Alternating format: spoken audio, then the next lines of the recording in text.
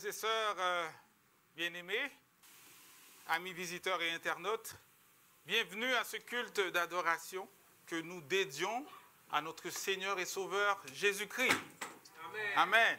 Amen. Lui de qui il est dit dans Philippiens 2 à partir du verset 6, « Dès l'origine était de condition divine, ne chercha pas à profiter de l'égalité avec Dieu, mais il s'est dépouillé lui-même et il a pris la condition du serviteur. Il se rendit semblable aux hommes en tout point et tout en lui montrait qu'il était bien un homme. Il s'abaissa lui-même en devenant obéissant jusqu'à subir la mort, oui, la mort sur la croix. C'est pourquoi Dieu l'a élevé à la plus haute place et il lui a donné le nom qui est au-dessus de tout nom, pour qu'au nom de Jésus, tout être, je répète, tout être s'agenouille dans les cieux, sur la terre et jusque sous la terre. Et que chacun, je répète, chacun déclare Jésus-Christ est Seigneur à la gloire de Dieu le Père. Amen. Amen. Est-ce le désir de votre cœur ce matin, bien-aimé?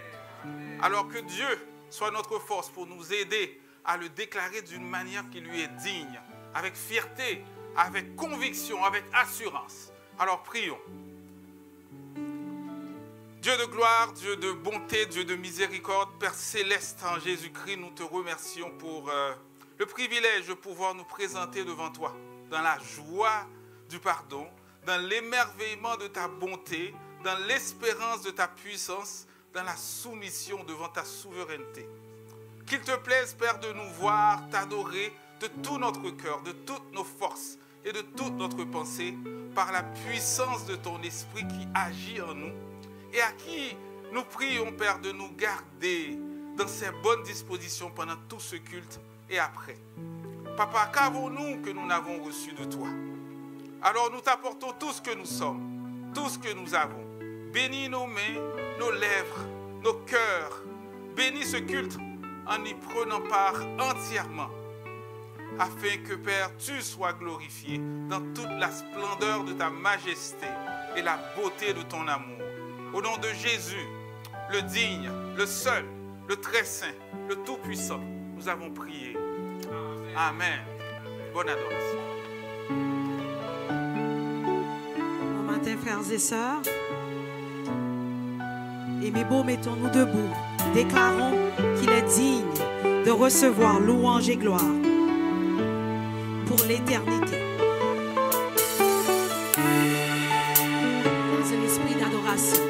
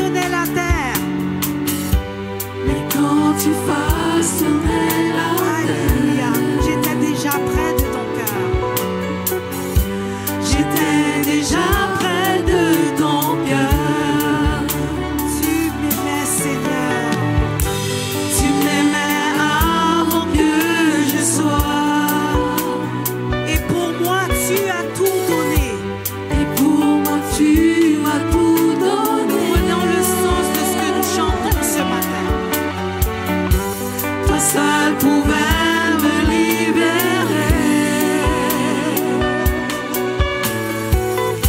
C'est pourquoi je veux t'adorer. Toi seul es digne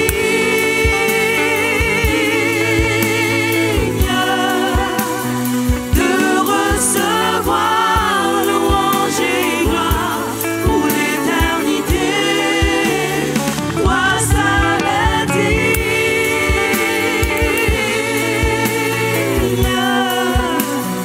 de recevoir louange et gloire pour l'éternité. Nous allons dire dans ta présence, je me tiens. Dans ta présence, je me tiens. Car tu as tout ce dont j'ai besoin, Seigneur. Car tu as ce dont j'ai besoin. La joie, la vie et le bonheur et encore plus. La joie, la vie et le bonheur. Oui, Père, ils sont dans tes parvis, mon Sauveur.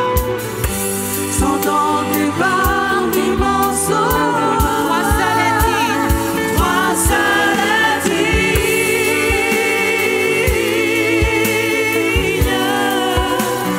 de recevoir louange et gloire pour l'éternité. Pour toi seul est digne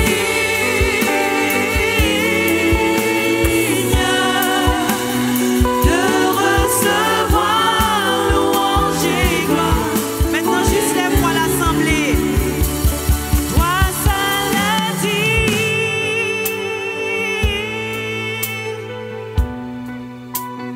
de recevoir. Oui, Seigneur, toi seul es digne. Toi seul a été sur la croix pour nos péchés.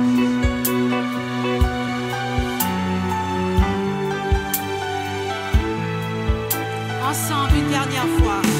Oh, toi seul est digne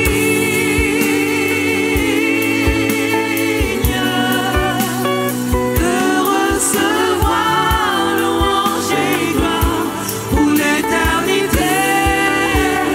Toi seul est digne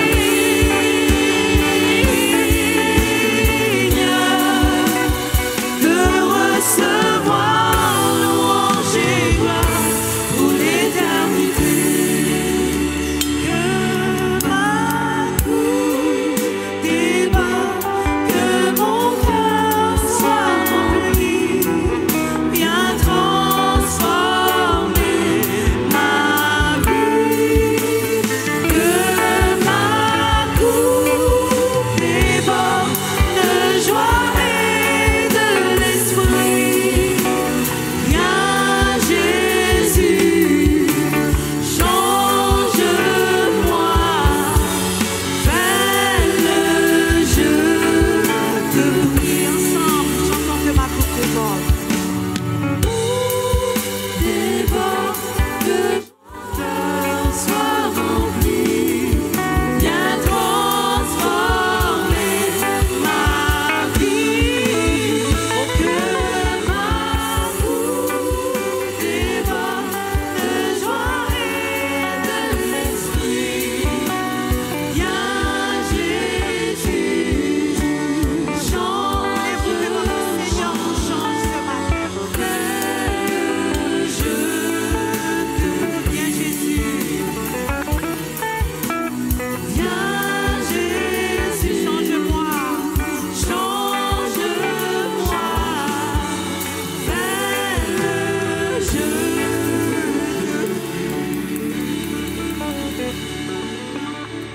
Amen.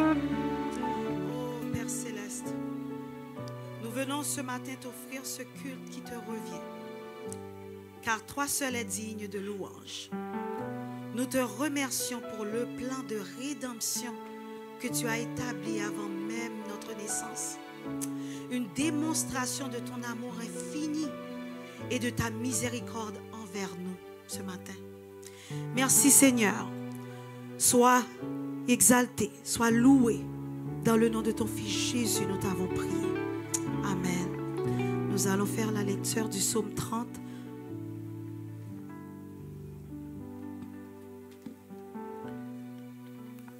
Ensemble, nous allons lire le psaume 30, donc nous commençons ensemble.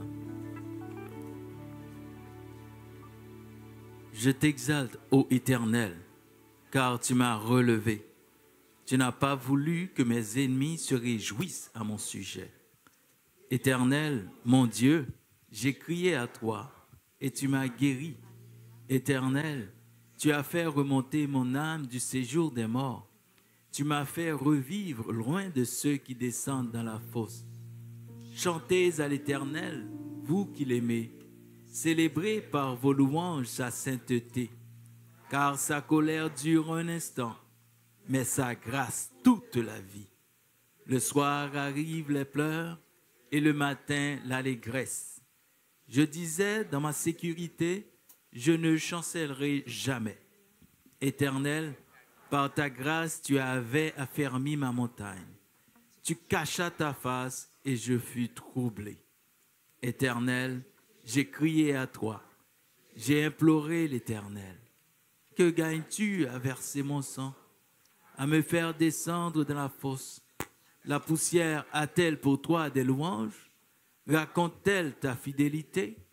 Écoute, Éternel, aie pitié de moi. Éternel, secours-moi. Et tu as changé mes lamentations en allégresse. Tu as délié mon sac et tu m'as ceint de joie, afin que mon cœur te chante et ne soit pas muet. Éternel, mon Dieu, je te louerai toujours. Amen. Amen, amen. Ce dernier verset, le dernier verset là qu'on vient de lire, ça dit: la poussière a-t-elle pour toi des louanges? Raconte-t-elle ta fidélité? Écoute, Éternel, aie pitié de moi. Éternel, secours-moi. Et tu as changé mes lamentations en allégresse. Tu as délié mon sac et tu m'as ceint de joie, afin que mon cœur te chante et ne soit pas muet. Éternel, mon Dieu, je te louerai toujours. Amen. Amen.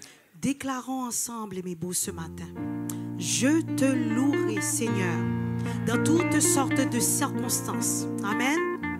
Je te louerai dans la maladie, dans l'incompréhension et même face à la mort. Nous allons entonner ce cantique qui dit: ce n'est plus moi qui vis, c'est Christ qui vit en moi. J'étais mort, mais je suis passé de l'ombre à la lumière. Vous l'avez catché? Alléluia.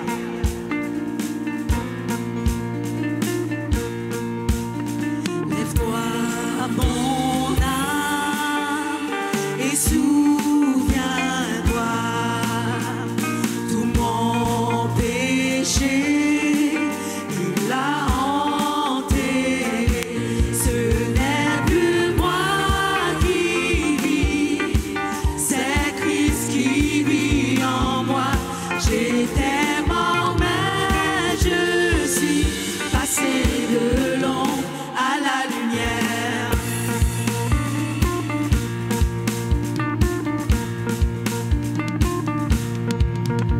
Je ne veux me vanter que de la croix où mon sauveur s'est offert pour moi. On va dire encore: je ne veux me vanter que de la croix où mon sauveur s'est souffert pour moi. Mon sauveur s'est offert pour moi.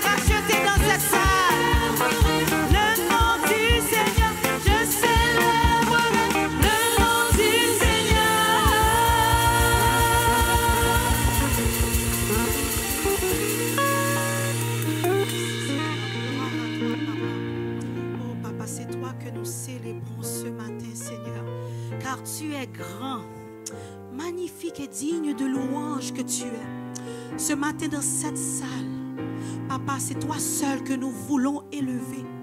Oh Papa, nous voulons nous humilier, nous rabaisser devant toi, Papa, car tu es roi, roi de nos vies, roi de nos circonstances, roi de notre église, roi de nos leaders, de nos familles, Papa, parce que toi seul es grand. Alléluia. Alléluia. Alléluia. Nous allons chanter, tu es grand, Seigneur. Tu es grand, Seigneur.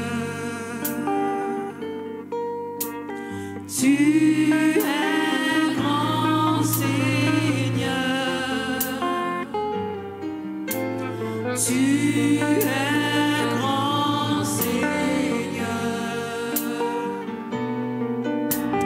Tu es grand, Seigneur.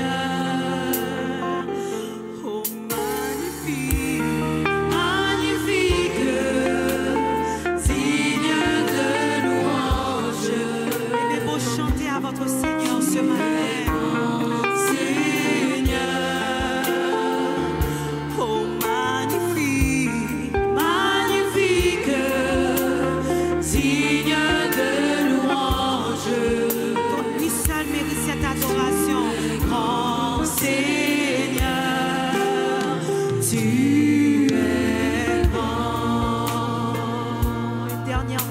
Tu es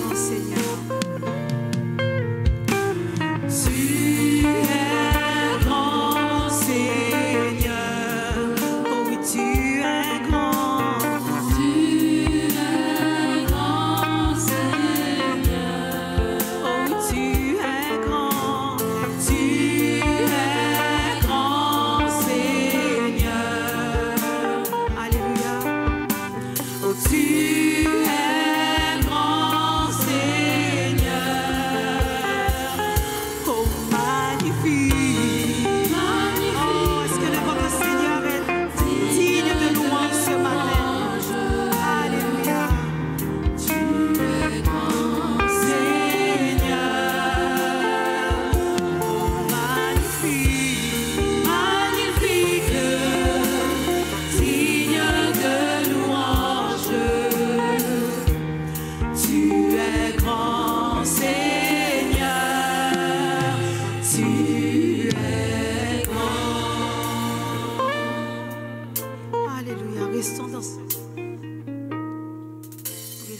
cette attitude d'adoration. Amen. Vous asseoir. Il est grand, notre Seigneur. Amen. Ainsi, puisque nous avons un grand souverain sacrificateur qui a traversé les cieux, Jésus, le Fils de Dieu, demeurons fermes dans la foi que nous professons. Car nous n'avons pas un souverain sacrificateur qui ne puisse compatir à nos faiblesses. Au contraire, il a été tenté comme nous en toutes choses, sans commettre de péché. Approchons-nous donc avec assurance du trône de la grâce, afin d'obtenir miséricorde et de trouver grâce pour être secourus dans nos besoins. Père Céleste, nous reconnaissons, nous croyons qu'il n'y a pas de meilleur moment que celui-ci, de meilleure place que celle-ci, devant le trône de la grâce, avec les promesses qui y sont attachées. Papa, merci, parce que tu es le Dieu fidèle qui veille sur ta parole. Tu es digne de confiance. Nul n'est grand comme toi. Nul n'est comparable à toi. Toi seul as le pouvoir d'offrir la miséricorde, car toi seul es saint. Toi seul es le juste juge. Toi seul nous aimes d'un amour infini assez pour compatir et nous faire voir ta faveur, nous faire voir ta grandeur. Merci, Père. Nous voulons te rendre gloire, Père, pour ta protection pendant la semaine. Papa, tu ne nous as pas livrés à nous-mêmes. Tu nous as accompagnés malgré nos égarements, malgré nos négligences, malgré les mauvais chemins empruntés, malgré les mauvaises décisions. Merci de ce que tu écoutes les cris des justifiés. Merci de ce que ton bras puissant sauve encore. Oui, Père, ton bras puissant a épargné, a préservé la vie de ton serviteur, de ton fils Patrick sur la route. Et il est privé du plaisir d'adorer avec nous, mais tu as été là pour lui, comme tu as été là pour beaucoup d'entre nous, Seigneur. Merci pour ces accidents que nous n'avons pas vus, mais que tu as simplement décidé dans ta souveraineté de nous mettre au large. Merci, Père, d'est-ce que tu sondes encore les cœurs, et nous prions que encore ce matin, tu sondes nos cœurs, tu regardes si nous sommes sur une mauvaise voie. Nous ne pouvons pas nous cacher, Père. Tu sais tout de nous, et dans la repentance, nous venons reconnaître que nous avons méprisé, Père, ton amour. Pardon de ce que nous n'avons pas toujours saisi, Père, que si tu nous as conservé la vie, c'est pour que nous te soyons utiles. Mais nous avons plutôt utilisé la majeure partie de notre temps, Père, pour nous-mêmes et non pour pointer vers Jésus. Nous remettons à demain, Père, ce qui peut être fait aujourd'hui comme si demain nous appartenait. Nous abusons de ta patience, Père, que tu utilises pourtant pour que nous marchions dans la sanctification et que d'autres puissent venir à toi. Aide-nous, Père, au Seigneur, avec nos faux raisonnements. Aie pitié de nos faibles excuses, Seigneur, pour ne pas participer de près ou de loin dans la mission. Oui, aie pitié de nos excuses, Père, pour témoigner de ton amour. Fais-nous grâce, Père, de nous conduire sur la voie de l'éternité, la voie de l'obéissance, la voie d'une parfaite communion avec toi et ce qui fait la joie de ton cœur. Papa, nous voulons particulièrement prier ce matin pour notre pays d'accueil, le Canada, devant ce qui paraît être le début d'une guerre commerciale. Nous te prions, Papa, pour les dirigeants des deux bords dans ces temps de tension, afin qu'ils usent de sagesse et de prévenance, d'humilité et de courage dans les négociations. Papa, ils sont nos leaders, mais tu es le leader de l'univers. Et nous savons que le cœur des rois, le cœur des premiers ministres, le cœur des présidents sont dans la paume de ta main. Et tu peux les diriger comme bon te semble. Papa, nous prions, Seigneur, que tu leur donneras à cœur, tu mettras à cœur, Père, la dignité humaine dans leur prise de décision. Qu'ils aient l'intérêt de leur peuple, Seigneur, sans tomber dans le surprotectionnisme au point d'abuser de l'autre. Nous regardons à toi, Père, pour les prochains jours et mois. Toi qui nous as donné toutes ces années de paix. Et nous refusons, Père, à cause de ce que nous t'avons vu faire pour nous. Oui, de céder dans la peur ou la panique. Nous refusons, Père. Papa, si ce n'est ta main qui conduit ces choses, tu les autorises. Alors, donne-nous la force, Père, de tout surmonter, de garder les yeux sur toi et de nous rappeler, il n'y a pas si longtemps, Père, tu nous as sortis de la pandémie après avoir marché à nos côtés et pourvu à tous nos besoins. Alléluia, tu es fidèle et tu as établi un temps pour chaque chose.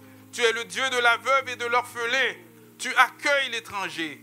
Donne à tes enfants, Père, un cœur pour se rappeler que c'est par ta grâce que tu as rendu possible où ils sont nés et où ils se sont établis. Donne-nous, Papa, peu importe où nous sommes, d'étendre la main de compassion que tu nous as tendue. Rappelle à tes enfants que tu prends soin d'eux en captivité, tu prends soin d'eux sur le chemin vers la terre promise et tu prends soin d'eux à destination. Tu es et ta présence nous accompagne, Père. Ton amour nous suit tous les jours de notre vie et nous te louons, ô Papa. Merci parce que, Papa, tu as séché les larmes de nos familles endeuillées la famille Igile, la famille Zamba, la famille Pierre, la famille Narcisse. En ton temps et pour chacun, tu le fais, Père. Nous te remercions de ce que tu les as consolés, fortifiés, et que tu nous donnes même la joie de les revoir déjà dans l'œuvre pour continuer la course. Papa, continue à les entourer de ton amour et de ta paix, tout comme tu le fais pour nos malades. Oui, ceux qui sont parmi nous, ceux qui ne sont pas avec nous. Oui, Papa, tu peut-être n'as pas encore décidé de rétablir totalement, mais nous savons que tu les soutiens jour après jour. Nous prions, Père, pour nos enfants. Affermis l'enseignement de ta parole dans leur cœur, Seigneur. Bénis les parents, bénis nos enseignants dans cette tâche, Seigneur. Enfin, nous te présentons les offrandes de ton assemblée. Nous te prions de les sanctifier et les faire fructifier, Papa. Que chaque main soit bénie, soit encouragée, devienne prospère, Seigneur, à tous égards. Agrée également, Père, l'offrande du service et ouvre les portes pour le cœur qui désire semer.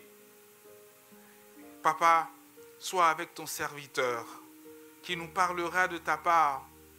Que nous sortions d'ici renouvelés, transformés, disposés, parce que tu n'auras pas permis que ta parole revienne à toi sans accomplir son dessein. Seigneur, qu'en toutes choses tu sois glorifié. Au nom du Père, du Fils et du Saint-Esprit, nous t'avons prié. Amen.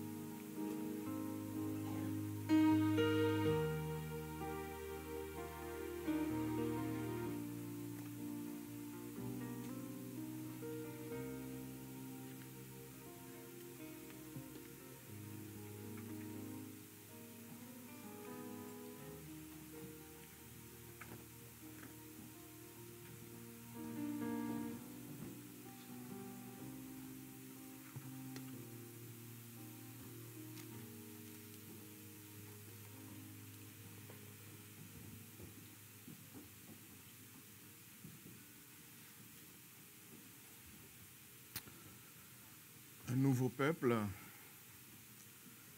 nouveau peuple composé de différentes ethnies, unis en un seul Seigneur, invités ce matin à s'assembler autour de la même table afin de participer à la même communion. C'est spécial, c'est l'œuvre de la grâce. Nous sommes de partout, pas juste d'Haïti, pas juste de Cameroun, pas juste de RDC, pas juste du Canada. Nous sommes ce nouveau peuple en Jésus-Christ et unis pour glorifier ce Seigneur et participer à la Sainte Table. Pourquoi? Parce que Galates 3, verset 28 nous le dit, il n'y a plus de Juifs, plus de Grecs, plus d'hommes, plus de femmes. Nous sommes un seul peuple, unis en Jésus-Christ. Amen. Un seul peuple uni en Jésus-Christ. Bien sûr qu'il y a des différences entre nous.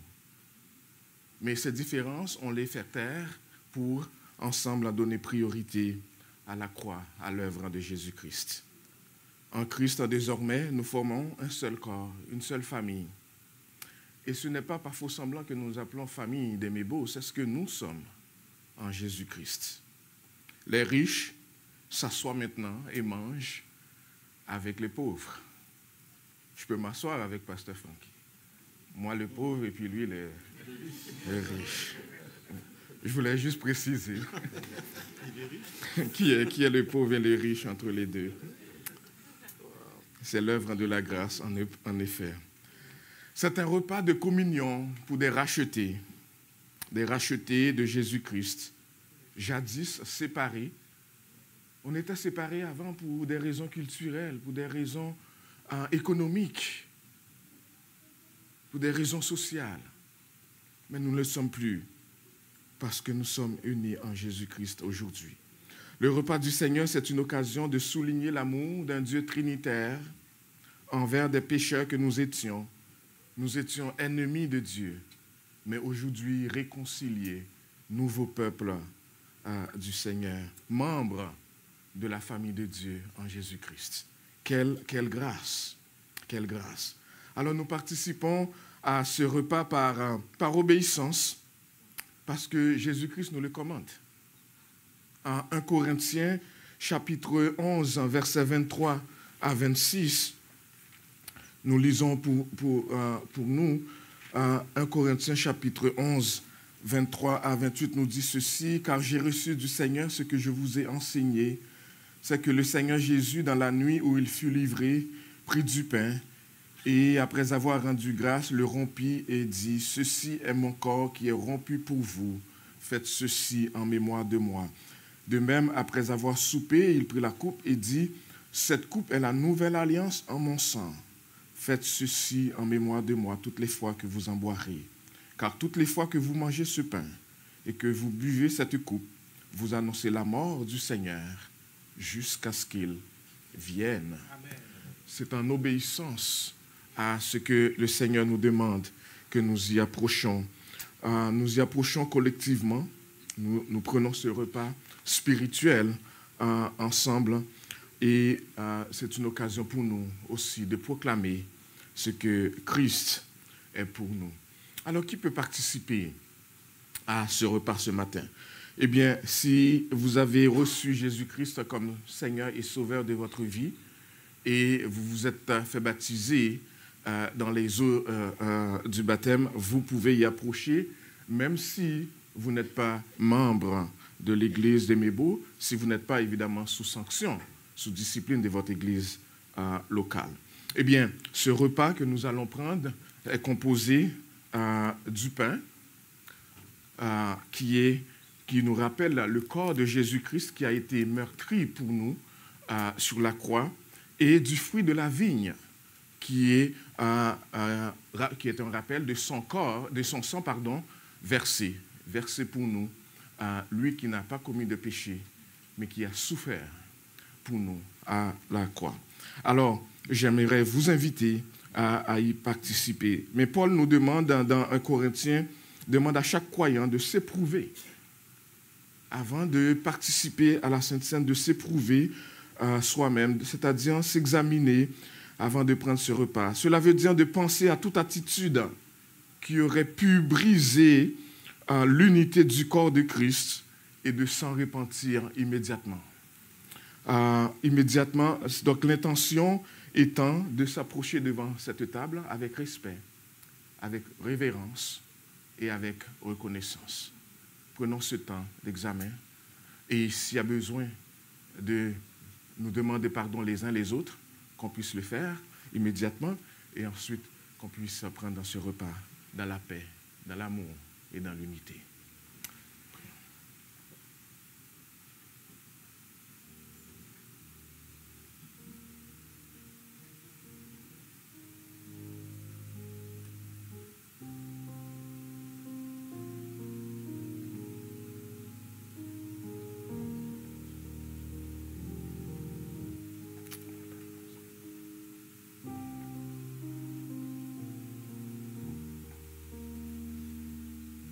Et puisqu'il n'y a pas de main levée pour demander du pardon et pour accorder le pardon, je prends pour acquis que le peuple de Dieu est uni, en bonne harmonie, et nous allons nous approcher devant cette table. Père, bénis les éléments de ce repas que nous allons prendre. Ce pain qui donne la vie, mais qui représente ton corps qui a été meurtri. Ce fruit de la vigne que nous allons boire en rappel, en souvenir de ton sang qui a été versé jusqu'à la dernière goutte en notre faveur et qui nous donne ce libre accès à toi. Bénis au-delà de ce que nous pouvons demander ou même penser par Jésus-Christ notre Seigneur et Sauveur. Amen. Amen.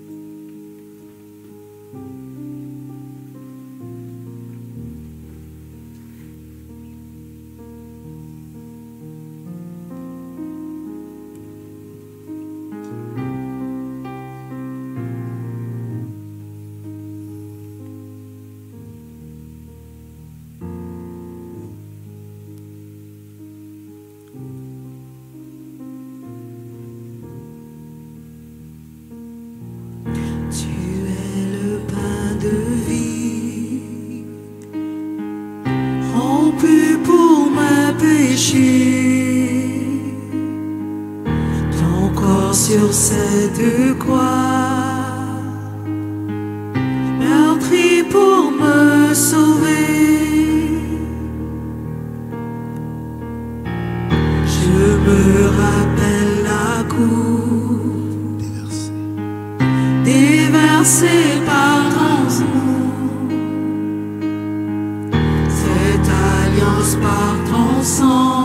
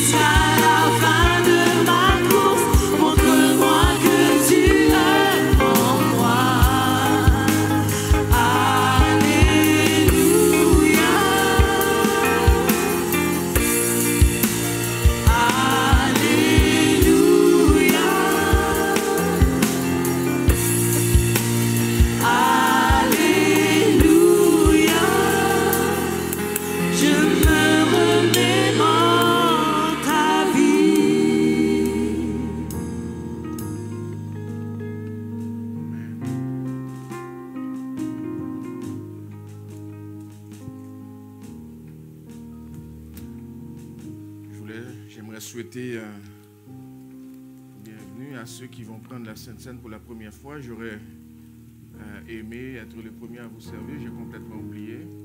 À Caleb et à tous les nouveaux baptisés qui prennent la Sainte Seine pour la première fois, que le Seigneur vous bénisse. La parole de Dieu nous dit, après avoir rendu grâce, il prit le pain, le rompit et dit, ceci est mon corps qui est rompu pour vous. Faites ceci en mémoire de moi. Mangeons-en tous.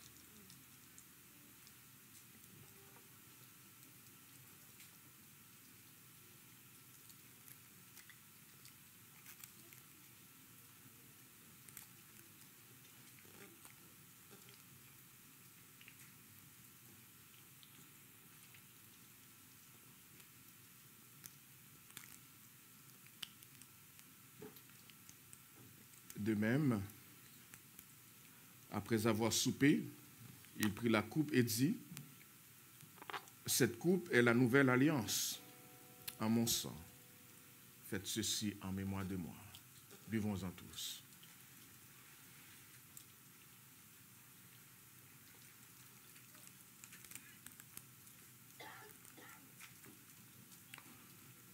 Au Père Céleste, quel privilège pour nous, ton nouveau peuple racheté par les mérites de ton bien-aimé Fils Jésus-Christ. Quel privilège pour nous d'avoir pu participer encore une fois à cette table. Non pas par routine, mais reconnaissant, mais obéissant, mais appréciant, Seigneur, ce que tu as fait pour nous en ton bien-aimé Fils et voulant obéir à l'ordonnance qu'il nous a laissée. Nous prions que tu continues de déverser ta grâce sur ton Église pour que nous vivions en obéissance, non pas seulement le premier dimanche du mois ou en nous préparant pour le premier dimanche du mois, mais que cela soit une réalité dans notre vie. Par Jésus-Christ, notre Seigneur et Sauveur, nous t'avons prié. Amen. Sœur Milan m'a demandé de vous dire de mettre les verres utilisés ici et non sur les plats qu'on va utiliser la prochaine fois. Donc on va prendre les deux comme ça et on va faire attention. Il faut respecter ce que Sœur Milan nous demande. Amen. On va se mettre debout, on va chanter.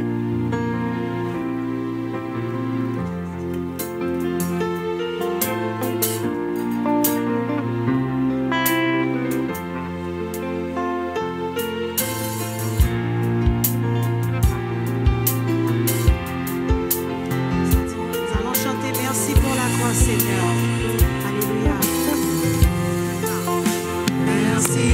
la croix, Seigneur.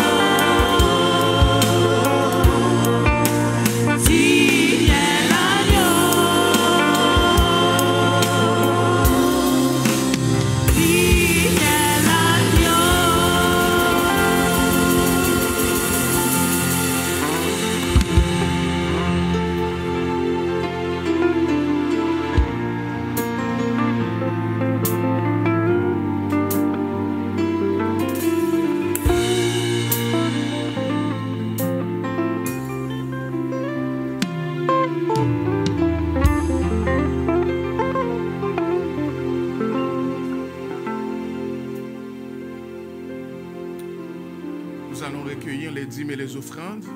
On va écouter ensuite les annonces de la semaine. Et après cela, ce serait le message de la parole de Dieu.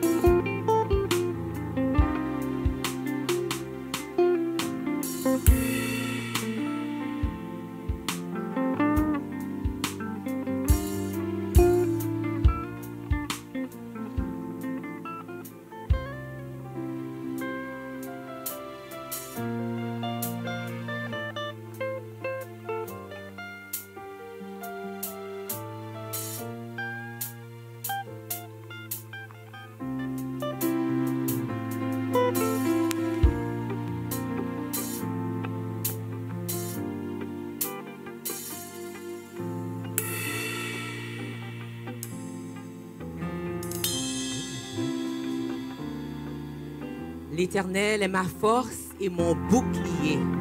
C'est en lui que mon cœur se confie et je suis secouru. Mon cœur est dans la joie et je le loue par mes chants. Amen. C'est l'Éternel qui est la force de son peuple. Amen. Est-ce que vous êtes dans la joie de célébrer l'Éternel ce matin? Saluez la personne à côté de vous pour lui dire bienvenue dans ce nouveau mois de février. Bon mois de février. Le mois de janvier est fini. Saluez la personne derrière vous. Dites-lui bon mois de février.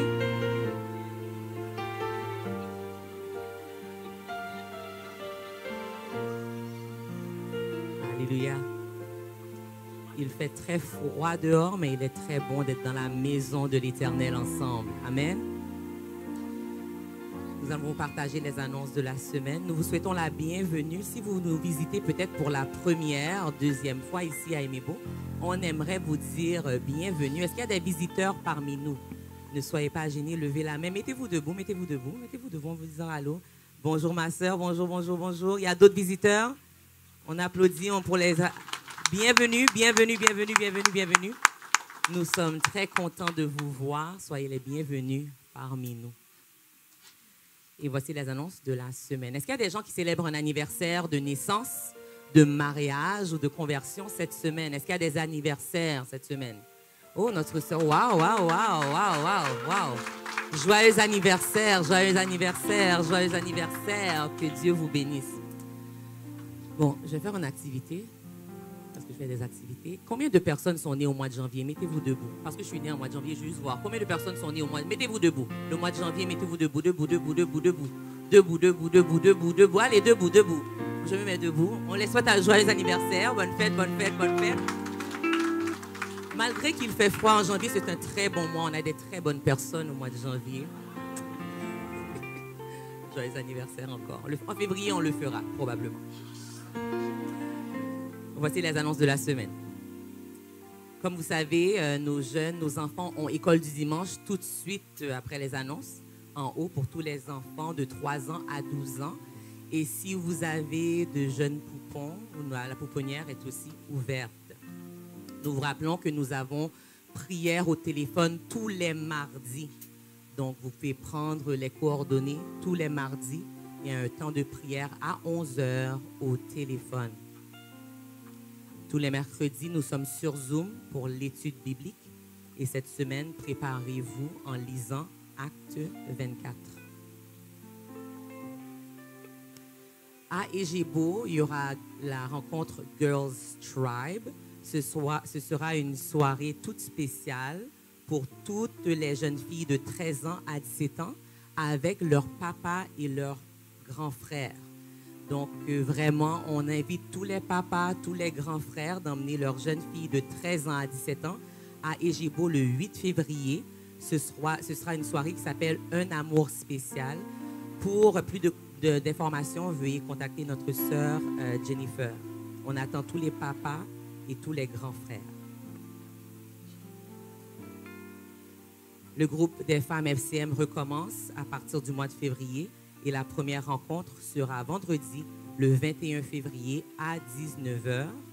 Et pour le groupe des hommes, ce sera le 3e samedi du mois, soit le 15 février à 10h.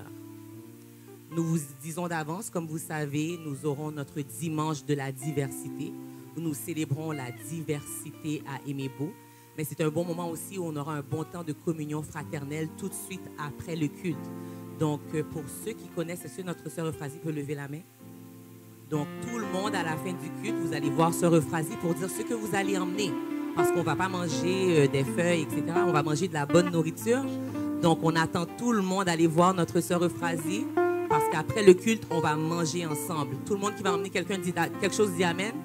Amen. Tout le monde qui va emmener quelque chose dit Amen. Les hommes, si vous ne pouvez pas cuisiner, vous pouvez emmener des caisses d'eau, des caisses de ginger ale. Vous pouvez aussi faire quelque chose. Mais les hommes qui savent cuisiner, vous êtes les bienvenus. Donc, comme vous savez, la distribution des reçus d'impôts a commencé. Donc, vérifiez vos courriers indésirables. Si vous n'avez pas reçu vos reçus d'impôts, contactez la trésorerie à emebo.ca. Très important, vérifiez. Si vous n'avez pas reçu, contactez la trésorerie. Pour les dîmes et les offrandes, vous pouvez aussi le faire par virement Interact à trésorerie@emebo.ca et dans la section messages, vous pouvez mettre dîmes, offrandes ou projet de rénovation. Si vous avez des questions ou un besoin, n'hésitez pas à communiquer avec les membres de l'Église, les membres de l'accueil. Si vous ne recevez pas les annonces par WhatsApp, veuillez nous voir pour qu'on puisse ajouter votre nom sur le groupe WhatsApp. Bon culte et les enfants sont priés d'aller en classe. Merci.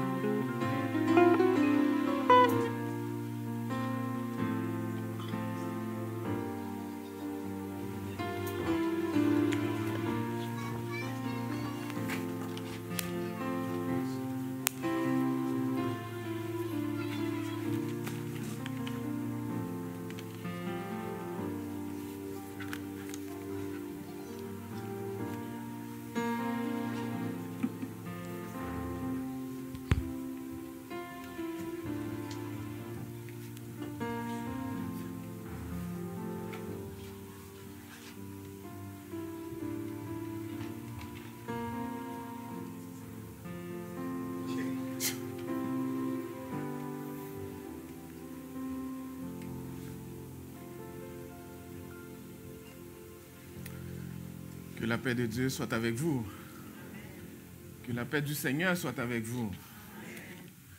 J'espère que vous allez bien. J'espère que vous avez passé une très bonne semaine.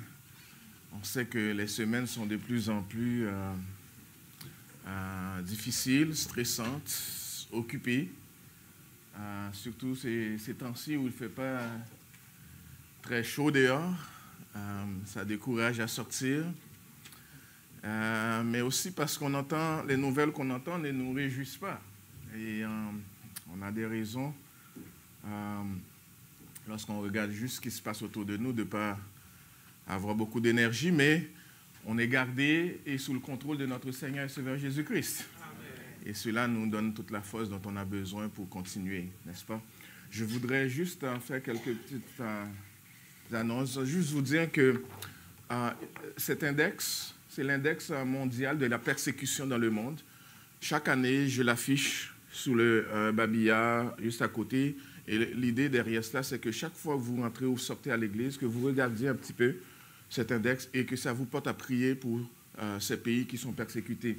En rouge, c'est les pays qui sont extrêmement persécutés, là où la persécution est très forte.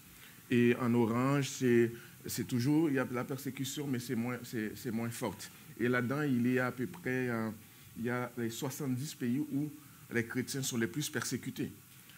Donc, c'est un rapport qui est sorti chaque année autour du monde.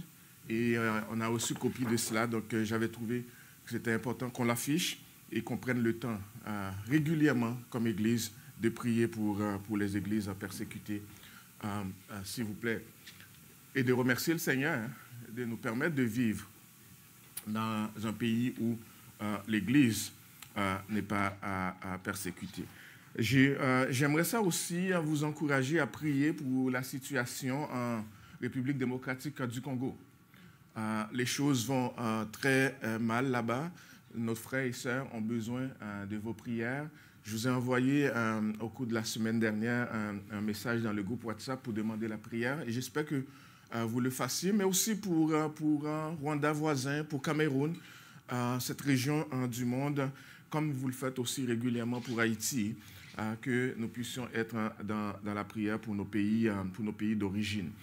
Et il y a quelque chose qu'on ne fait pas souvent ici que j'aimerais demander, parce que j'ai fait le tour de l'église au cours de la semaine. J'aimerais vous demander, s'il vous plaît, de ne pas nourrir les enfants dans le sanctuaire. S'il vous plaît, on a une pouponnière. Vous pouvez monter les enfants lorsque c'est le temps de les nourrir.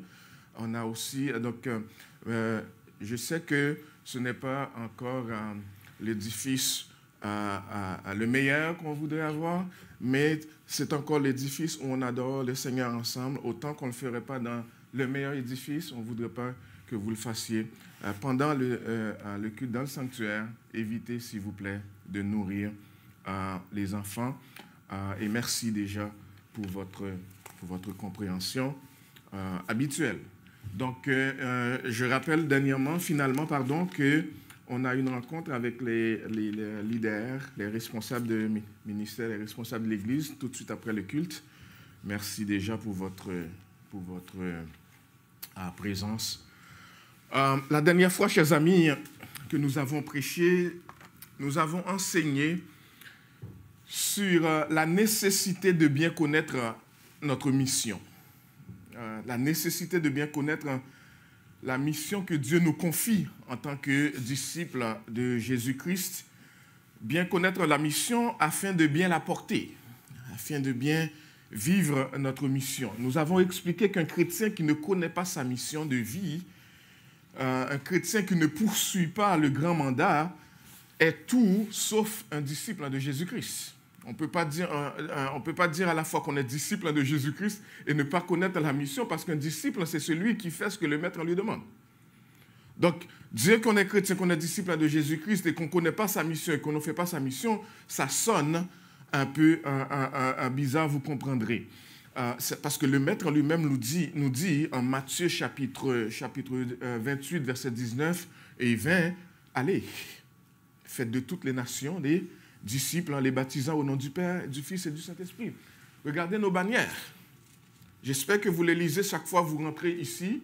Et moi, je suis avec vous tous les jours. Et ici, allez dans le monde entier proclamer la bonne nouvelle à toutes les nations. C'est notre mission, pas juste Aimebo comme Église, c'est la mission de l'Église de Jésus-Christ. Aujourd'hui, nous verrons ensemble qu'il faut connaître non seulement notre mission, mais également, ou plus encore, il faut connaître le Dieu de la mission. Il faut connaître le Dieu de la mission, le Dieu qui est en mission et le Dieu qui envoie son peuple à la mission. C'est important qu'on le connaisse. Et ce qu'on va voir, c'est le sujet de notre méditation ce matin, un amour qui pousse à la mission. Un amour qui pousse à la mission. L'intention, chers amis, derrière cette démarche que je pourrais même appeler démarche pastorale, c'est de nous pousser à la réflexion chrétienne. Comme chrétiens, que nous prenions le temps de nous poser des questions, de réfléchir. Qu'est-ce que cela nous coûte de suivre Jésus? C'est des questions qu'on a besoin de se poser sur une base régulière, pas une fois comme cela, Qu'est-ce que cela nous coûte de suivre Jésus? En quoi se résume pour nous la vie chrétienne? En quoi la vie chrétienne, lorsqu'on dit à quelqu'un « je suis chrétien », qu'est-ce qu'on a en arrière de l'esprit? En quoi la vie chrétienne se résume-t-elle pour nous? Si Dieu ne nous a pas sauvés à cause de nos bonnes œuvres ou parce que nous avons des beaux yeux, pourquoi Dieu nous a-t-il sauvés? Et pourquoi nous laisse-t-il dans ce monde comme sauvés? C'est des questions qu'on doit se poser. Est-ce que Dieu nous laisse dans ce monde comme sauvés tout simplement pour travailler, grandir, finir les études, travailler, prendre la retraite et mourir? Mais à ce moment-là, quelle serait la différence entre un sauvé et un non sauvé? C'est la question à se poser. Et la question à se poser aussi, c'est est-ce que je suis en train de faire les bonnes œuvres pour lesquelles Dieu m'a sauvé? Dieu nous a sauvés pour des bonnes œuvres qu'il a préparées d'avance, selon Éphésiens chapitre 2, verset 10. Est-ce que présentement, en tant que disciple de Jésus-Christ, servante de Jésus-Christ, serviteur de Jésus-Christ, peuple de Dieu, est-ce que je suis en train de faire présentement les bonnes œuvres pour lesquelles Dieu m'a sauvé? C'est ça la question, parmi les questions qu'on doit se poser. Et le but, chers amis, ce n'est pas de vous reprocher quoi que ce soit. Ma responsabilité, c'est de vous encourager à vivre une vie chrétienne qui honore Christ. Et qui n'est pas une vie chrétienne qui est dans le flafla de ce monde, où on vit tout sauf l'essentiel.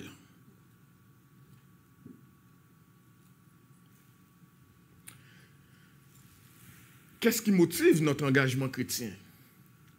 Je vous poserai la question, chers amis. Si le gouvernement décidait de ne plus fournir de remboursement d'impôts, si le gouvernement décidait pour X raisons, on ne donne plus de remboursement d'impôts pour les dons qu'on fait à l'Église ou dans les organisations chrétiennes, que feriez-vous? Que ferions-nous? Est-ce qu'on continuerait à être généreux à l'Église de Jésus-Christ? Est-ce que vous savez que l'Église de Jésus-Christ, c'est les chrétiens sauvés qui font des dons et qui font avancer l'œuvre de Jésus-Christ? Le gouvernement ne donne pas de subventions, ne donne pas de dons à l'Église. Mais maintenant, si on décidait de ne plus donner des reçus d'impôts, parce qu'on bénéficie de cela, qu'est-ce que vous feriez? Qu'est-ce qui motive votre service, votre adoration, vos dons? Si les églises venaient à perdre leur exonération fiscale, comme ça nous menace, d'ailleurs, si vous entendez les nouvelles aujourd'hui, serions-nous toujours généreux? Peut-être que certaines personnes diraient ça ne change rien pour moi parce que présentement, de toute façon, je ne fais pas de dons à l'église. Donc, qu'on me donne de reçus d'impôts ou pas, ce n'est pas grave. Mais vous devriez faire si vous êtes le servant et serviteur de Jésus-Christ. Si on votait des lois, chers amis, pour interdire la prière, est-ce que vous arrêteriez de prier? Peut-être que vous diriez, mais je le ferai quand mes portes à l'intérieur sont fermées, mais je ne le ferai pas dans les rues. Si on interdisait la prière en public, est-ce que tout ce que vous feriez comme chrétien, c'est de dire, mais c'est interdit, je ne le ferai plus? Voyez-vous, on a à se questionner. Pour ne pas nous trouver à vivre la vie chrétienne dans un train-train régulier où tout ce qu'on fait tout simplement c'est de vivre le monde, la vie comme le monde chaque jour, du lundi au samedi, sauf que le dimanche de 10h à 11h30, c'est le plus tôt qu'on finit, ou jusqu'à midi, on est chrétien. Donc on vit la vie chrétienne et on ajoute des éléments, on vit la vie du monde et on ajoute des éléments chrétiens.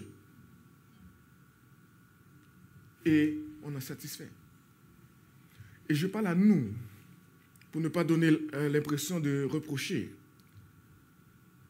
Je nous suscite à la réflexion chrétienne. Sinon, non seulement on ne vit pas différemment des gens du monde, mais on ne peut pas les influencer pour Dieu.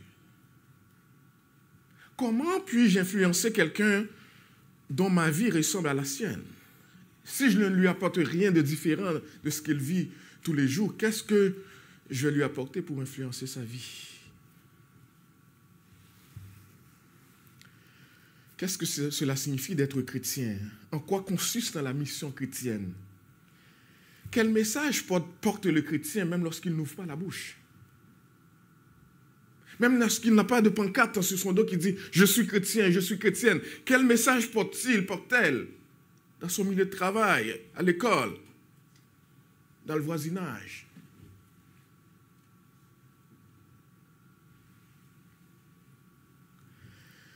Est-ce que nous comprenons que nous sommes sauvés par amour et que nous sommes appelés à transmettre ce message d'amour autour de nous?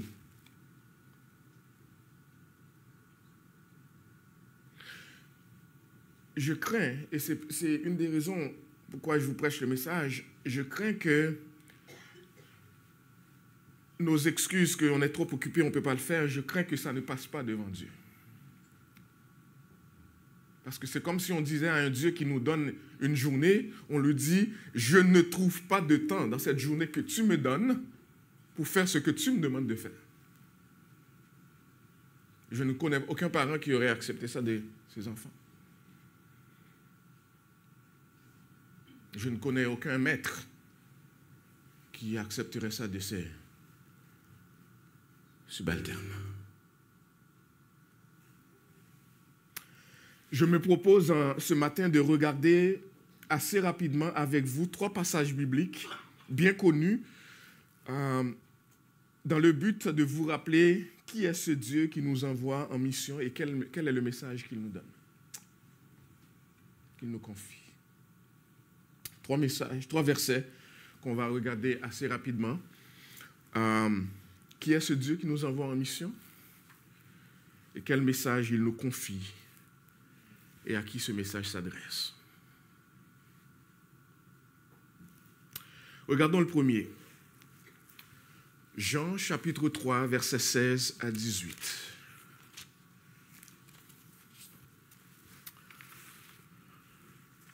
Je dis que c'est un texte, c'est des passages que vous connaissez. Regardons Jean chapitre 3, même si vous le connaissez, on va le lire ensemble quand même. En fait, je vais lire pour vous. « Car Dieu a tant aimé le monde qu'il a donné son Fils unique afin que quiconque croit en lui ne périsse point, mais qu'il ait la vie éternelle. Dieu, en effet, n'a pas envoyé son Fils dans le monde pour qu'il juge le monde, mais pour que le monde soit sauvé par lui. » Verset 18. « Celui qui croit en lui n'est point jugé. Mais celui qui ne croit pas est déjà jugé parce qu'il n'a pas cru au nom du Fils unique de Dieu. » Voyez-vous, chers amis, c'est donc par amour que le Père a offert son Fils. C'est par amour que le Père a livré, donné son Fils unique et bien-aimé, qu'il meurt en faveur des pécheurs. Vous et moi qui sommes aujourd'hui serviteurs, qui sommes aujourd'hui sauvés, c'est parce que Dieu a manifesté son amour envers nous lorsque nous étions des pécheurs. Ennemis de Dieu, rebelles. Nous étions loin de lui. Nous ne cherchions pas Dieu. C'est Dieu qui est venu vers nous, dans son amour. Un amour, et c'est ça le sens qu'a Dieu a tant aimé le monde, un amour qui ne se limite pas à une époque, un amour qui ne se limite pas à un peuple, un amour qui ne se limite pas à un lieu. Dieu n'aime pas seulement les Haïtiens. Dieu n'aime pas seulement les Camerounais. Dieu n'aime pas seulement les Juifs. Dieu aime. Il est ce Dieu d'amour.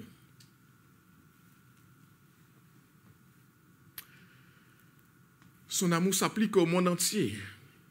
Et c'est pour cela que la parole de Dieu nous dit qu'il va arriver un temps où le peuple de Dieu va se réunir de toutes les langues, de toutes les nations, de tous les peuples. Et on va former un seul peuple. qui l'adorent en esprit et en vérité. Et c'est pour cela qu'on ne peut pas choisir, on va prêcher l'évangile seulement aux gens de notre peuple. On prêche l'évangile à toute personne que Dieu met sur notre chemin. Amen.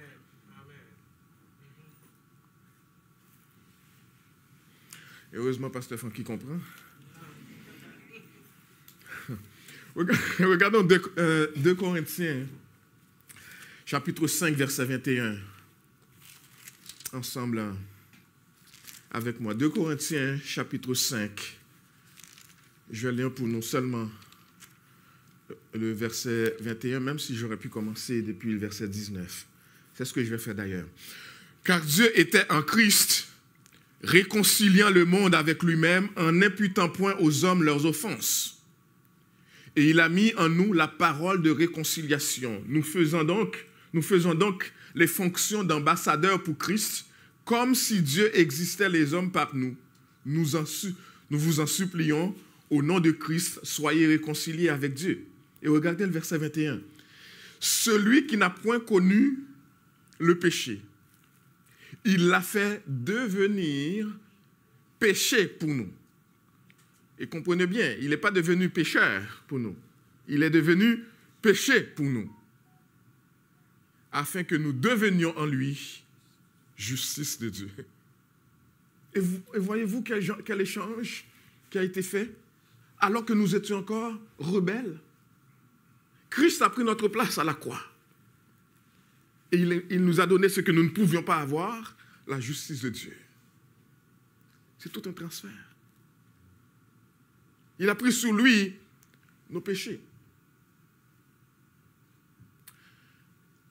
Et si vous voulez comprendre toute l'ampleur, toute la mesure de cela, rappelez-vous comment il se sentait quelques heures avant qu'il aille à la croix, la parole de Dieu nous dit, il avait des grumeaux de sang poussés, comme une réaction allergique avec les péchés qu'il voyait, qu'il allait subir à la croix à notre place. Lui, le Dieu saint, le Fils de Dieu. Mais il a été jusqu'au bout.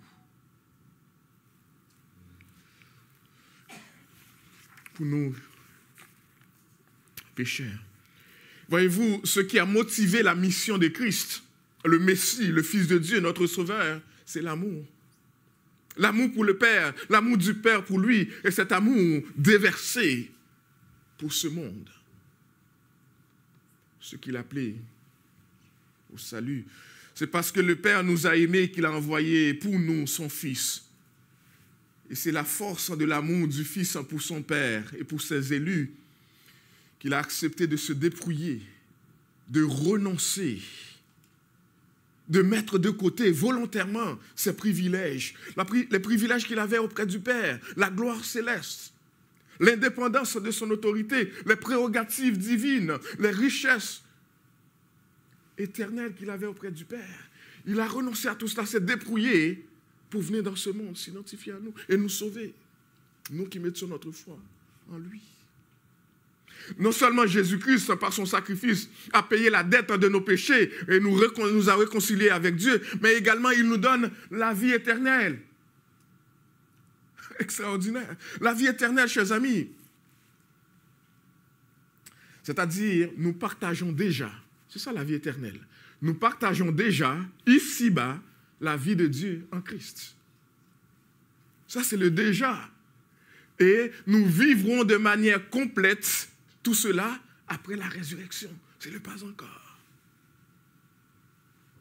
Déjà, nous vivons la vie éternelle.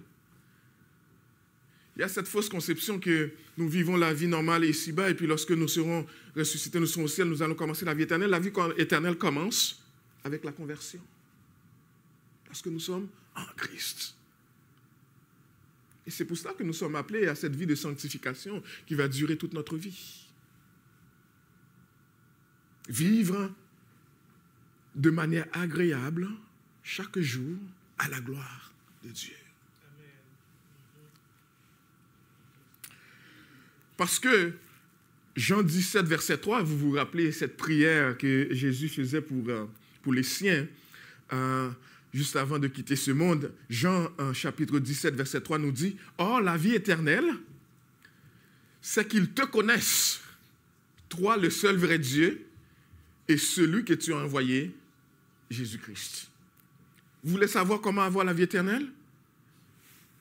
C'est que tu connaisses Dieu et que tu connaisses celui que Dieu a envoyé dans ce monde pour le faire connaître, Jésus-Christ. Et si tu te repens, tu mets ta foi en lui, tu reçois la vie en abondance, la vie éternelle en Jésus-Christ.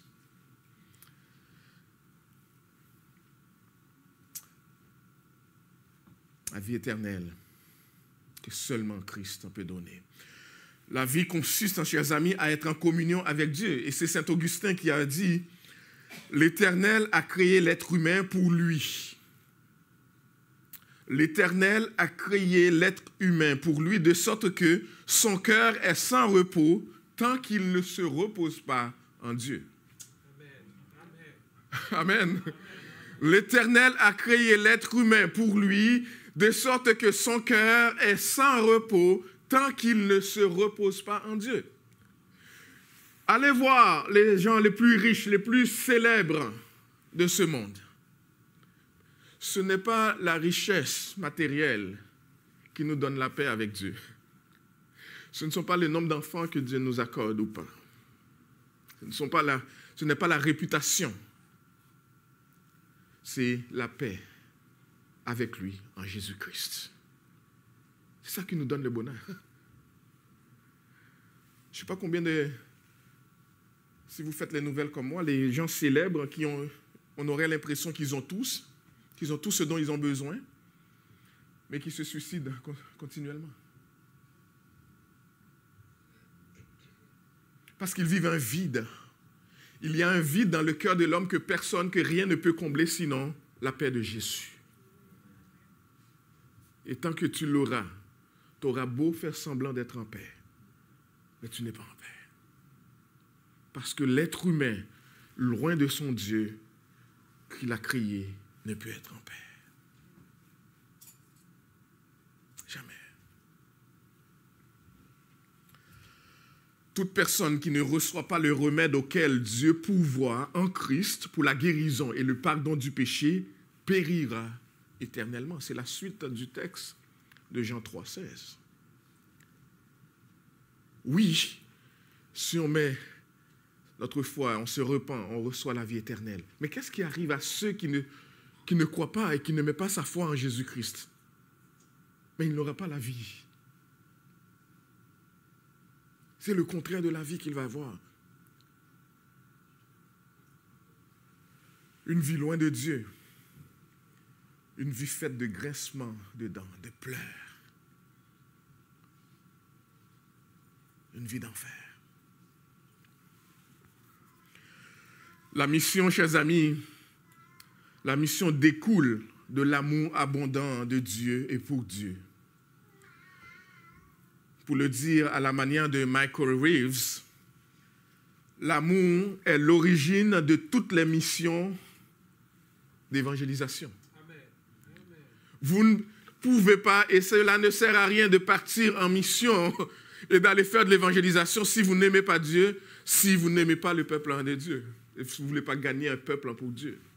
Vous allez leur annoncer quoi si vous n'aimez pas Dieu? Venir à un Dieu que je n'aime pas, que je ne suis pas prêt à servir? Non. Vous allez leur annoncer l'amour de Dieu. Un amour que vous vivez. Il dit, voilà pourquoi Dieu est si sublime, pourquoi nous voudrions aller vers les autres pour leur parler de lui. Rappelez-vous, la caractéristique fondamentale de Dieu, c'est l'amour. Un Dieu qui n'est pas avare, mais généreux, comme une source d'eau qui jaillit allègrement. Il a choisi de créer afin que son amour foisonne, qu'il soit partagé avec ceux qui portent son image, afin que le Fils soit le premier-né de toute une multitude. C'est ce Dieu que nous servons, c'est ce Dieu qui est en mission, c'est ce Dieu qui nous envoie en mission. Un Dieu qui veut sauver, même les pécheurs les plus criminels, les plus graves.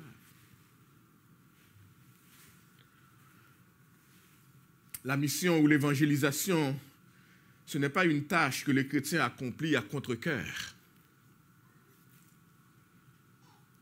Et si c'est le sentiment que vous éprouvez, si vous faites de l'évangélisation, si vous faites de la mission avec le sentiment de s'acquitter d'un devoir, je vais le faire parce que c'est ça que mes pasteurs m'ont dit de faire. Je vais le faire parce que, mais tout stressé, si c'est pour cela que vous faites la mission de l'évangélisation, vous n'avez pas encore compris le but de la mission.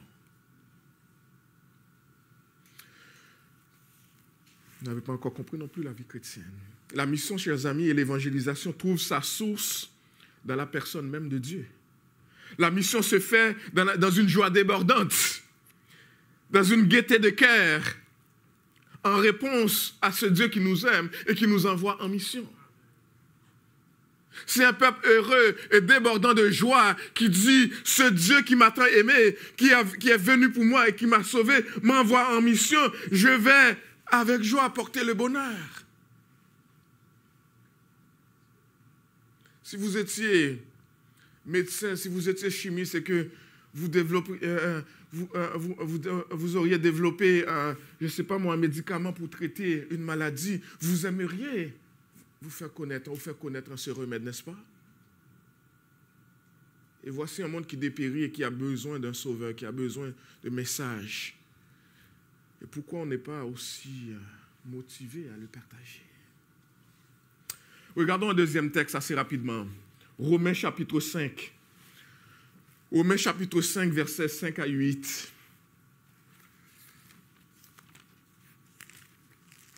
C'est le deuxième texte que nous regardons ensemble.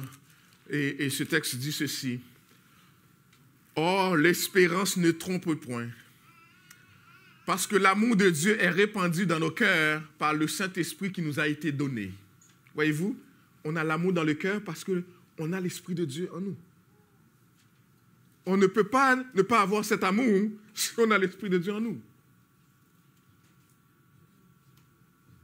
Et je ne veux pas aller plus loin pour dire qu'est-ce que ça veut dire si on n'a pas cet amour, parce que vous pouvez faire la conclusion vous-même. Mais voyez-vous, lorsqu'on a cet amour en nous, ça nous pousse à l'action. On continue la lecture. Verset 6. Car lorsque nous étions encore sans force, et je n'ai pas le temps de détailler tout cela, mais j'aimerais que vous compreniez ici, sans force ne veut pas dire lorsque j'étais encore faible physiquement, c'est-à-dire lorsque je n'avais pas encore l'Esprit de Dieu en moi. Parce que c'est l'Esprit de Dieu qui donne la force aux disciples et serviteurs de Jésus-Christ. Lorsque j'étais encore pécheur, loin de Dieu, faible spirituellement, incapable de faire quoi que ce soit et de venir à Christ moi-même. Lorsque nous étions encore sans force, qu'est-ce que le texte nous dit? Christ, dans le temps que Dieu avait déterminé de toute éternité, selon le conseil divin, lorsque nous étions encore spirituellement incapables, Christ, au temps marqué, temps de Dieu, est mort pour des impies. Qui étions ces impies? Nous. Nous. Christ est mort pour nous, pour des impies. Et le texte dit, peut-être qu'il y a des gens qui pourraient mourir pour des bonnes personnes.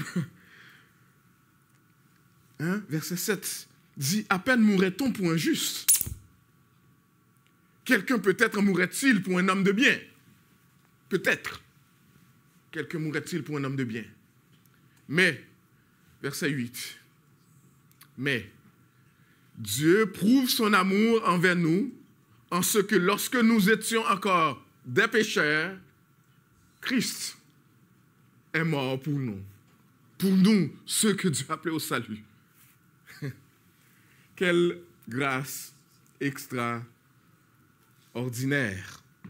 Ce texte nous dit, chers amis, Dieu est rempli de miséricorde et d'amour qu'il nous a aimés le premier. Et c'est seulement par lui que nous pouvons aimer. Il nous a aimés le premier. Lorsque nous étions loin et perdus, comme le disait Paul, Jésus-Christ est mort pour nous, ses brebis, les choisis de Dieu, qu'il a élus avant la fondation du monde. Selon Jean chapitre 6, versets 37 à 40. Notre mission, nous, disciples de Jésus aujourd'hui, consiste à nous joindre à la vie de Dieu. à ouvrir nos yeux d'abord à la grâce qu'il nous a accordée, puis à l'étendue de son amour et au privilège de répandre cet amour autour de nous.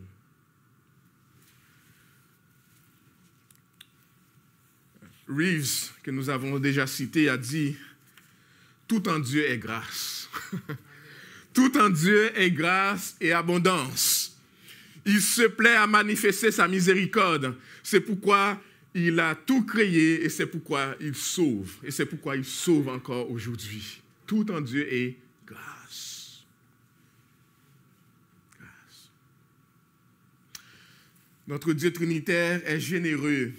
Il est vivifiant, surabondant dans sa propre nature. Dieu est généreux, chers amis. Il est généreux. Il est celui qui va de l'avant, il est l'instigateur. L'amour est à l'origine de toutes les missions évangéliques. Dieu en mission. Dieu nous envoie en mission.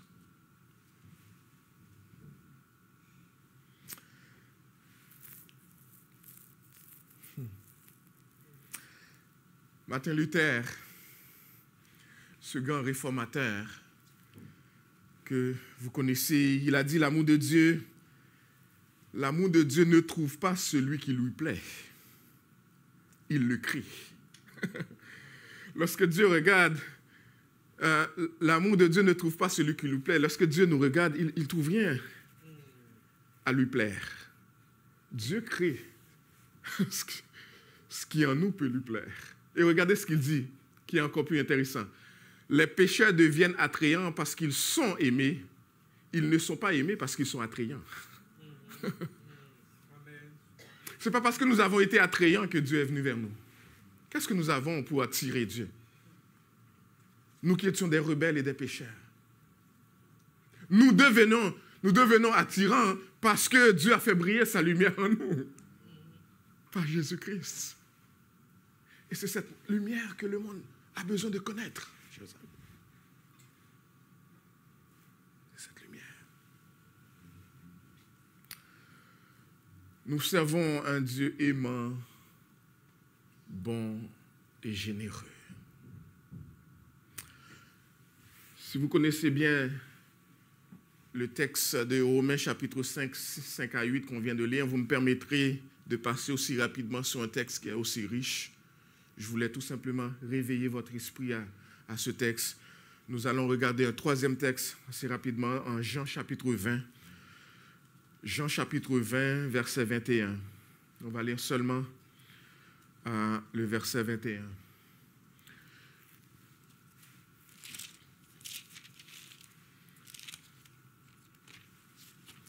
Texte qu'on a déjà vu aussi. Regardez, Jésus leur dit de nouveau, la paix soit avec vous, comme le Père m'a envoyé, moi aussi, je vous envoie. Moi aussi, je vous envoie. Il s'agit ici, chers amis, d'une des apparitions du Seigneur Jésus après sa résurrection. Lors de cette apparition auprès des disciples, Thomas était absent, vous vous rappelez. Remarquez avec moi, c'est la première rencontre de Jésus avec ses disciples après sa résurrection. Et j'aimerais que vous pensiez avec moi. Il rencontre ces personnes qui se disaient ses amis, mais qu'il avait abandonnées après qu'il se soit fait arrêter. Il les rencontre pour la première fois. Il rencontre ses disciples qui étaient ses meilleurs amis, mais qui l'ont renié alors qu'il était arrêté. Ils l'ont tous abandonné. Il rencontre ces gens qui étaient autour de lui, qui l'ont tous trahi, qui avaient tous peur pour leur vie. Et une fois qu'il est arrêté, qui avaient tellement peur qu'on les arrête eux aussi, ils sont allés se cacher. Et maintenant, après la résurrection, Jésus est allé les retrouver. Et Jésus les rencontre. Et qu'est-ce qu'il leur dit? Que la paix soit avec vous. Remarquez avec moi que Jésus ne vient pas à leur rappeler leur échec. Jésus ne les réprimande pas. Jésus ne leur dit combien lâches vous avez été. Il n'a même pas fait mention de leur échec, de leur trahison, de leur abandon, de leur lâcheté. Au contraire, il calme leur cœur troublé. Il calme leur cœur troublé. Jésus dit, quand une personne est déjà dans la souffrance, ce n'est pas le temps de taper sur cette personne. Encore plus. Ce n'est pas le temps de taper le clou sur la vengeance. Jésus dit, et on a l'habitude de faire ça, n'est-ce pas? Si on était à la place de Jésus, qu'est-ce qu'on ferait? On serait content de retrouver ces traîtres, ces lâches. Et on leur donnerait une bonne leçon de bonne valeur, n'est-ce pas? De savoir-vivre, de savoir-faire. Mais Jésus leur dit que la paix soit avec vous. Que votre cœur ne se trouble point. Soyez en paix. Soyez en paix parce que vos péchés sont maintenant pardonnés. Soyez en paix parce que tout est maintenant accompli. Soyez en paix. J'ai accompli ce pourquoi je suis venu. J'ai donné ma vie pour vous. J'ai donné ma vie pour vous. Mais le Seigneur enchaîne tout de suite avec ces paroles au sujet de la grande commission. Tout de suite, le Seigneur enchaîne et leur dit, comme le Père m'a envoyé, moi aussi, je vous envoie.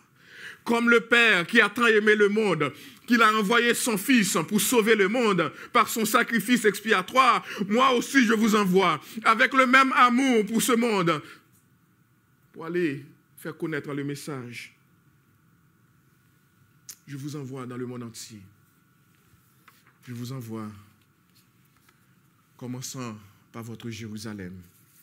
Je vous envoie, commençant dans toute la Judée, dans la Samarie, jusqu'aux extrémités de la terre. Mais quelle assurance! Vous n'y allez pas tout seul. Je vous couvrirai de mon esprit. L'Esprit Saint sera avec vous jusqu'à la fin du monde. Ce n'est pas votre travail seul. Allez, mais je serai avec vous. Sortez, je vous accompagnerai. Je vous devancerai. Et allez faire le message, comme le Père m'a envoyé. Chers amis, le monde dépérit sous nos yeux. Il y a des jeunes cégepiens, des jeunes universitaires qui meurent sans Dieu et sans espoir. Y a-t-il des jeunes courageux d'Aimé-Beau qui s'élèvent pour aller annoncer la bonne nouvelle, pour commencer un groupe d'études de la Bible dans leur cégep et leur université? Est-ce qu'il y en a? Est-ce qu'il y en a ces jeunes qui vont se lever, qui vont dire « Je vais servir le Seigneur là où il m'a placé, au cégep, à l'université, et j'ai formé un groupe. On va lire la parole de Dieu ensemble. On va inviter nos amis à venir. On va évangéliser. » Est-ce qu'il y en a? Il y a des collègues de travail avec lesquels nous passons plus de temps au cours d'une journée qui désespèrent autour de nous. Y a-t-il des hommes et des femmes qui mettront du temps à part pendant une journée pour proclamer le message de l'Évangile? Pour créer un groupe d'entraide.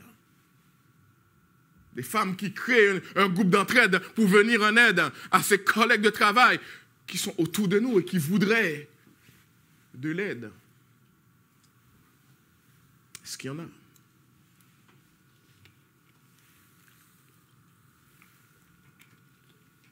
Il y a des hommes et des femmes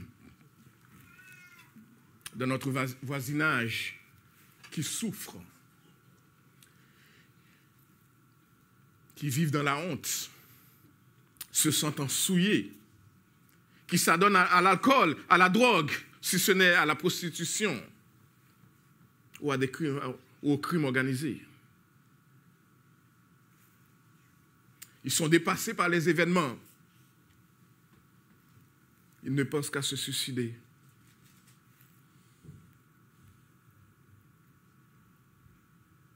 Si seulement.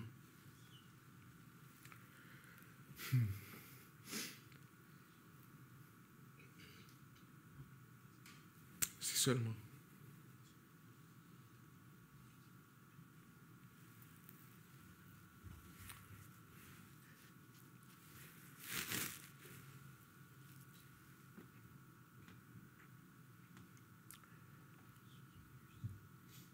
Si seulement les membres d'Aimebo voulaient se lever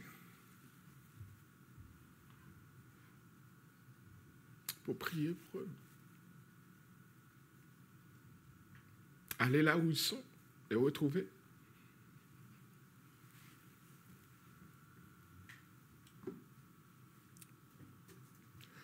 Leur dire que Jésus sauve.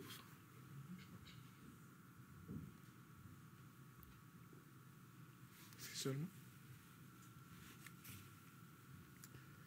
Si seulement il y avait des croyants qui leur disaient que Jésus peut transformer leur vie.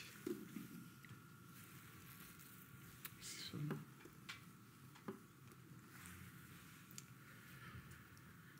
Chers amis, si seulement nous levons les yeux,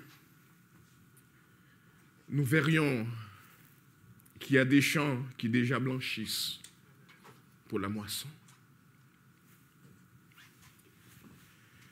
Il y a des gens qui aimeraient entendre parler de Jésus, de son message porteur d'espoir.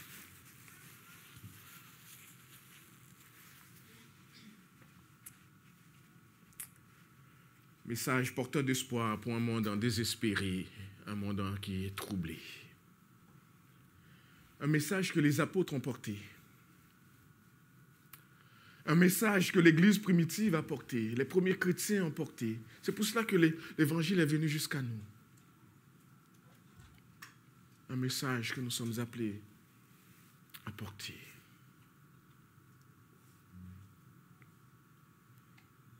Un message que l'Église persécutée est en train de porter, au péril de leur vie. Si seulement on se levait. Si seulement on se levait pour dire au monde que Dieu a tant aimé le monde. Et c'est pour ça que Jésus est venu. Chers amis, nous, Église, l'Église de Jésus-Christ, vous ici et vous qui m'écouterez peut-être en ligne, nous avons une mission spécifique. Une mission spécifique de la part de notre Seigneur. Un mandat non négociable.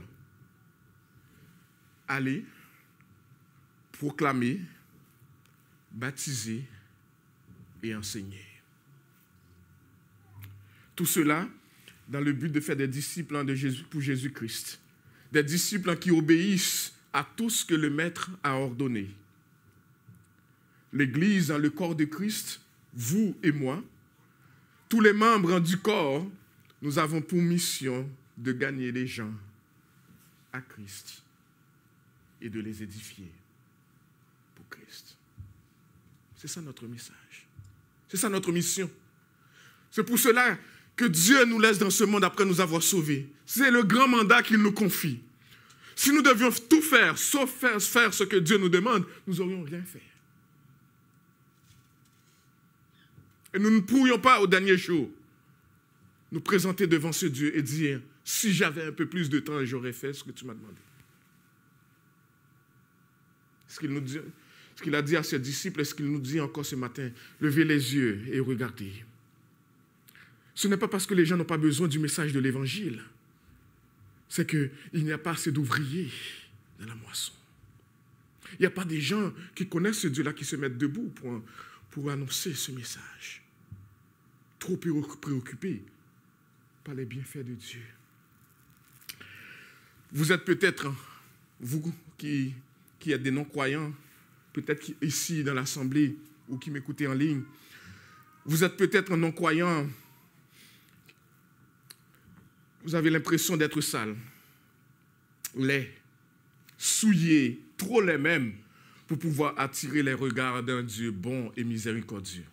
Peut-être que c'est ce que vous dites présentement. Un Dieu si bon ne peut pas m'aimer. J'ai trop fait de mauvaises choses.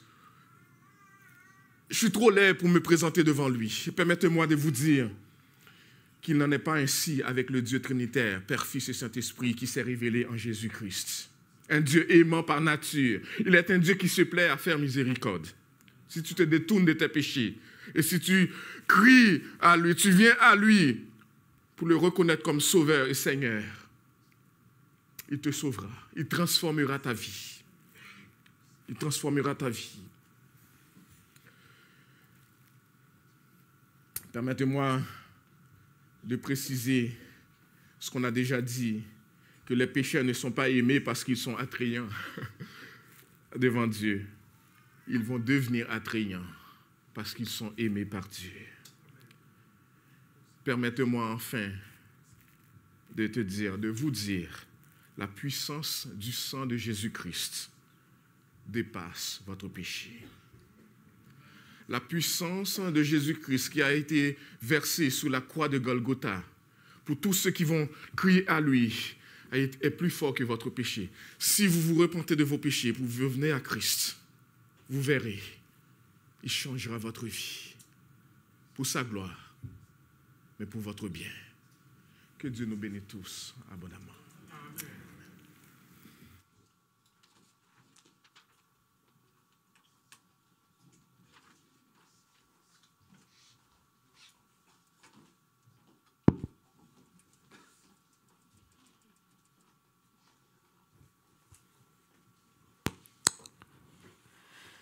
Mettons-nous debout pour chanter ce dernier cantique et peut-être même donner notre réponse au message qui a été prêché ce matin.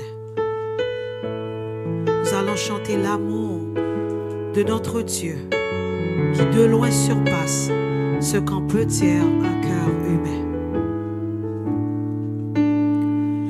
L'amour de Dieu de loin surpasse ce qu'on peut dire, un cœur humain, il est plus grand que les espaces, même en l'abîme, il nous atteint.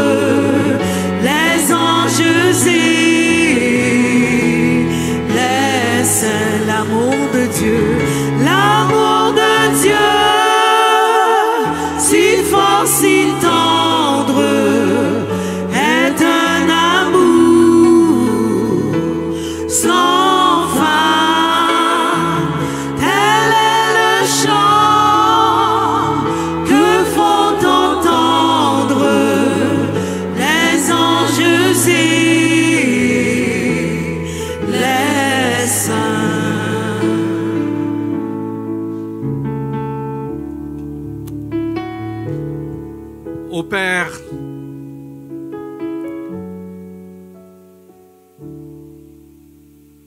la voix pleine d'accusation de l'ennemi de notre âme voudrait nous faire croire que nous ne sommes pas récupérables, que nous sommes allés trop loin, qu'il n'y a pas d'espoir pour nous. Mais ce matin, tout dans ce culte, nous porte encore à regarder à l'œuvre de la croix de ton Fils Jésus-Christ pour des perdus, pour des hommes et des femmes rebelles, insoumis, pécheurs récidivistes. Nous regardons à Jésus. Ce matin, nous voulons tout à nouveau entendre ton Fils bien-aimé nous dire que celui à qui il a été peu pardonné aime peu. Pénétré par l'épée de ton esprit qui nous convainc de l'immensité de la dette de nos péchés que tu as acquittée par le sacrifice de ton Fils, convaincu de la richesse de ta grâce et de la laideur de notre indignité, de la gravité de notre rébellion, de la folie de nos choix, du péché, plutôt qu'aux délices de la soumission et de l'obéissance à toi, nous sommes conquis par la profondeur, la hauteur, la longueur et la largeur de ton amour dans le don de ton Fils bien-aimé. Ô Père, que l'amour de Christ nous presse, nous contraigne, nous pousse vers les perdus, qui ne pourront pas évoquer Jésus s'ils n'entendent pas parler de lui, s'ils ne reçoivent pas la bonne nouvelle du salut par grâce en lui. Ils sont nombreux dans la région de la capitale nationale. Ils sont nombreux dans le Québec, la belle province, qui vit sans toi et sans espoir. Ô Père, remplis-nous de ton esprit pour que nous repartions d'ici encore plus déterminés à vivre pour Christ et à faire connaître Christ. C'est dans le nom de Jésus que nous t'avons ainsi prié. Amen. Que le Dieu de paix qui a ramené d'entre les morts, le grand pasteur des brebis par le sang du alliance éternelle, notre Seigneur Jésus, vous rende capable de toute bonne œuvre pour l'accomplissement de sa volonté et fasse en vous ce qui lui est agréable par Jésus-Christ, auquel soit la gloire au siècle des siècles. Amen. Allez dans la paix du Seigneur. Bonne mission à chacun de vous.